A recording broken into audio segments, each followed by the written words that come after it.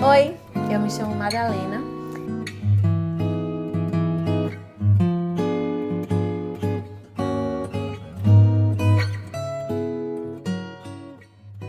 Oi, eu me chamo Madalena e esse é o último dos 4 vídeos da série de comentários sobre o livro Revolucionando Relacionamentos, do Drummond Lacerda.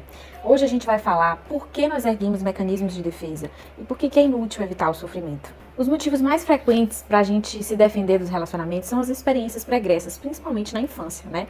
Tem uma frase que diz: o menino é o pai do homem, e é verdade.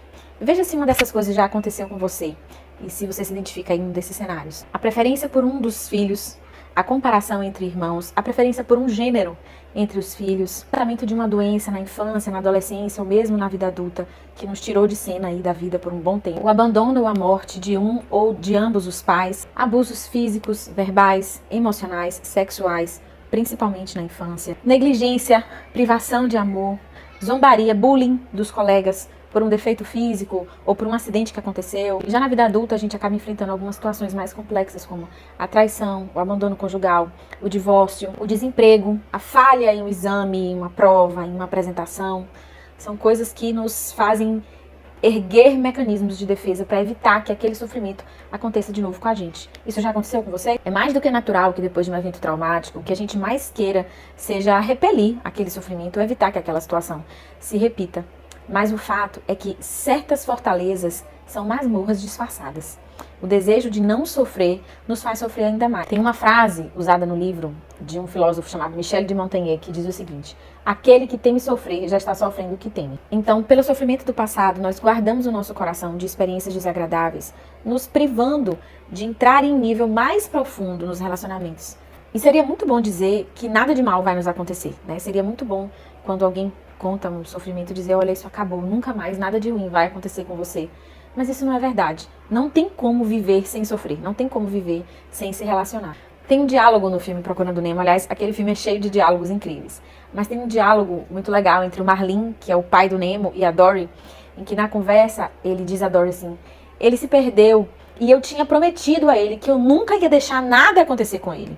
E a Dory diz assim: nossa, mas se nada acontecer com ele, nada nunca vai acontecer com ele. Então o sofrimento ele faz parte da nossa vida. E na verdade ele é um excelente sinalizador de que nós nunca vamos ser plenamente felizes aqui. Tem um livro muito famoso chamado A Vida com Propósitos, que diz o seguinte: a sensação de incompletude, ela é excelente para que a gente entenda que o perfeito não é aqui. O perfeito é no céu, né? O perfeito é quando o que é perfeito se manifestar. Nunca vai haver uma situação totalmente perfeita ao nosso redor. E tudo bem. Ok, nós precisamos aprender a viver com contentamento com as coisas como elas são e buscar mudar aquilo que pode ser mudado. Tem uma frase que diz assim: dar oportunidade à vida é aceitar o risco de sofrer. Todavia, não dar essa oportunidade já é o próprio sofrimento. A gente nunca vai ser feliz sem se arriscar e sem sofrer e bola pra frente. Diante de uma dessas situações traumáticas, a gente de fato precisa romper com os sofismas, romper com as mentiras que impedem a gente de viver novamente. E uma delas é pensar que todas as pessoas são iguais às pessoas que nos feriram. É ver no rosto de todo mundo aquele abusador, aquele ofensor, aquela situação que nos tirou do prumo. Há muitas ferramentas para lidar com o sofrimento, mas a mais poderosa delas é o perdão. O perdão com a pessoa que nos ofendeu, ou muitas vezes o perdão com a gente mesmo. Perdoar uma falha, perdoar uma reprovação, perdoar algo que você deveria ter feito e não fez, porque naquele momento você não tinha condições de fazer diferente ou não sabia fazer diferente. O perdão, sem dúvida, é uma das chaves mais poderosas para a mudança de rumo. Na verdade, nós vamos estar sempre ligados às pessoas ou às situações que nos feriram por algum vínculo emocional. Então, que seja o vínculo do perdão, e não o vínculo do rancor ou de memórias dolorosas que nunca se curam. Tem uma passagem bíblica que particularmente me chama a atenção, e aqui eu vou pedir licença para falar, que é quando Jesus aparece depois da ressurreição. Para quem não sabe, né, Jesus foi assassinado, traído por um dos seus discípulos, né, por um daqueles que andavam próximo dele. E quando ele ressuscita, ele aparece novamente aos discípulos e uma das marcas, né, uma das provas que ele usa para dizer que era ele mesmo, são as cicatrizes das feridas. Elas estavam lá. Havia cicatrizes no seu corpo físico, mesmo que ele já tivesse sido inclusive glorificado. Mas ele mostra e fala: pode pegar, pode pegar. É uma prova de que aquelas marcas estavam lá, mas elas já não causavam dor. Elas já não eram mais a causa da morte. Mas elas estavam lá para mostrar que o sofrimento aconteceu, que a dor aconteceu, que o passado aconteceu, mas Deus nos dá sempre a chance de viver algo novo, de recomeçar a história. A Bíblia diz que as misericórdias do Senhor são a causa de não sermos consumidos. Elas se renovam todas as manhãs. Grande é a sua fidelidade.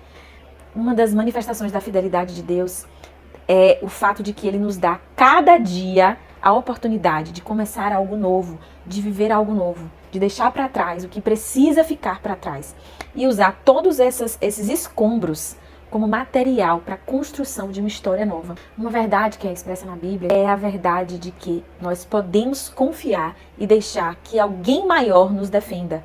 Nós não precisamos ter medo do sofrimento ou deixar que esse medo nos aprisione, porque nós podemos confiar em alguém maior que vai nos defender, que vai restaurar as nossas emoções, que vai nos privar de novas situações. É claro que eu não estou falando aqui de um contexto de alguém que precisa tomar uma situação imediata para repelir um sofrimento gravíssimo, um risco de vida ou coisas semelhantes. Existem muitos recursos para sair de situações que são verdadeiras prisões. Mas se no seu caso, você mesmo é o seu carcereiro, você mesmo é a pessoa que está na porta com a chave na mão e não quer deixar você mesmo sair, então eu te convido para a liberdade. A Bíblia diz que foi para a liberdade que o Filho nos libertou. Jesus ele nos dá o exemplo na prática de alguém que de fato sofreu, de alguém que de fato se identificou, de um Deus todo-poderoso que abriu mão desse poder para ser como um de nós, viver como um de nós, sofrer as coisas que nós sofremos e mais ainda, coisas muito piores, e superar isso através de um poder maior do que nós, que é o poder de Deus. Acredite que Deus pode fazer com que você supere todas essas dores e que isso se transforme no material mais incrível para que você possa se tornar uma pessoa verdadeiramente feliz e realizada. Então, se você é o carcereiro da sua prisão, abra essa porta por dentro. Abra essa porta por dentro e se permita viver aquilo que Deus chamou você para viver. Perdoe as pessoas ao seu redor. Perdoe a você mesmo. Abra a porta e permita que alguém maior lute as suas batalhas e defenda você das suas lutas. Acredite que mal nenhum feito por ninguém te impedirá de chegar aonde Deus quer que você chegue. O maior adversário que você tem que enfrentar muitas vezes é você mesmo. Então, nesse começo de ano, se permita recomeçar. Se permita viver algo novo. Se permita revolucionar um relacionamento com você mesmo e com o próximo. A gente se vê. Até mais.